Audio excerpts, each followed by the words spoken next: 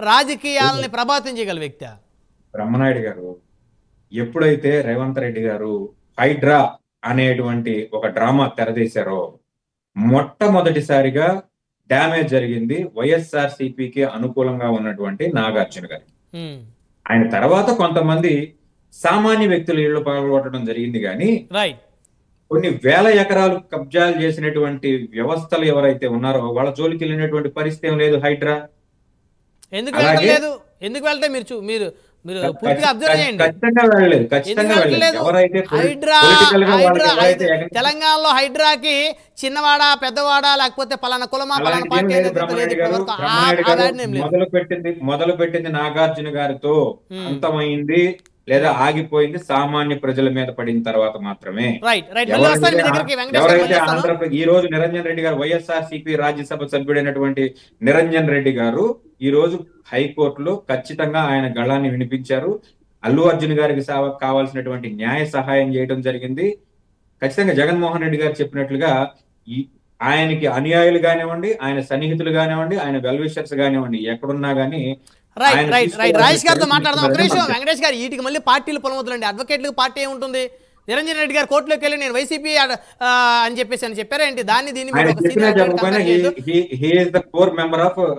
అయితే అయ్యుండొచ్చు, వృత్తే కదా. మళ్ళీ వస్తాను, ఆగండి. రాజేష్ గారు కంక్లూజన్ ఇవ్వండి. రాజేష్ గారు, సార్ ఈ రోజు కోర్టులో జరిగిన ఇంకో విషయం గురించి మీకు అందరికీ చెప్పాలి.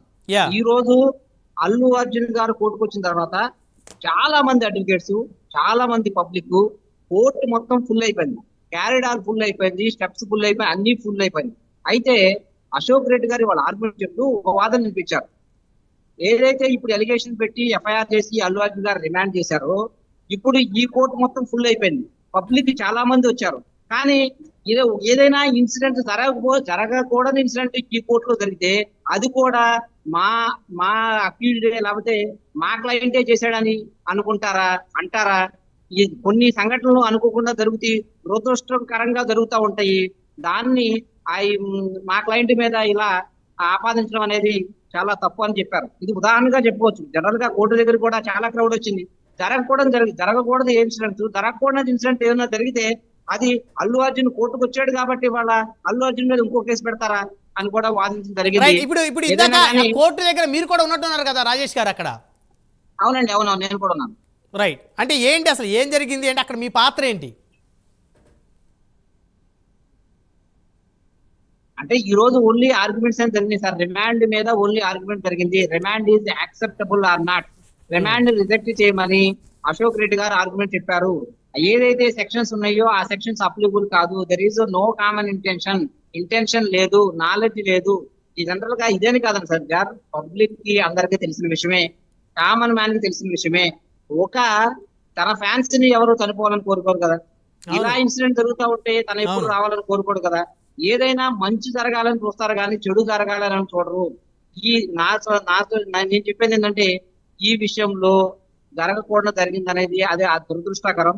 కానీ ఒక ఆపాదించి ఓన్లీ ఈయన్ని ఒక బంధించాలని, అష్టదిగ్బంధం చేయాలని ఈ విధంగా కుట్రపూరితంగా జరిగినట్లాగా నాకు అనిపిస్తాం. రైట్. ఫైనల్ గా ఒక అంశం చెప్పి కంక్లూడ్ చేయండి. ఇప్పుడు ఆ కేసు మీరు కూడా చూస్తున్నట్టున్నారు కదా?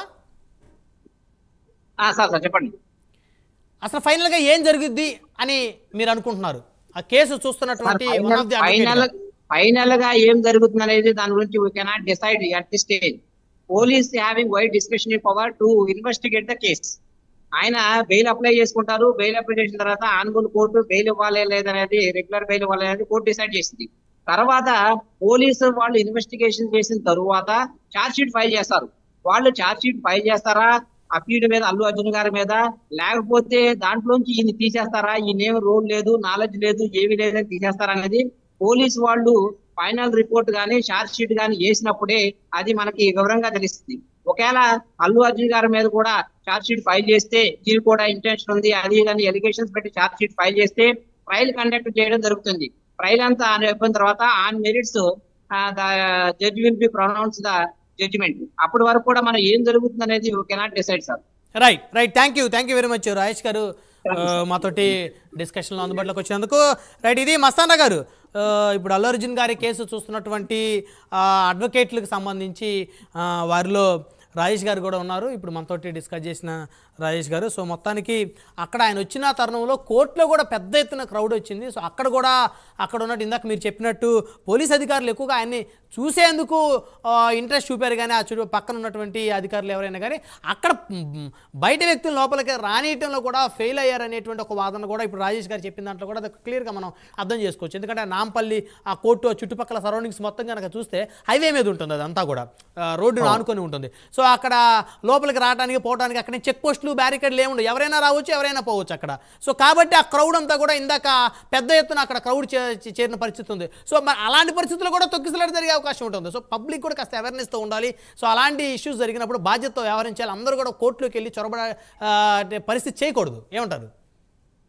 ఖచ్చితంగా అండి. కోర్టు అనే కాదు, ఇప్పుడు చెంచలు కూడా జైలుకి తీసుకెళ్తారన్నారు, లేదంటే నాంపల్లి కోర్టులో వాదనలు జరుగుతున్నాయి.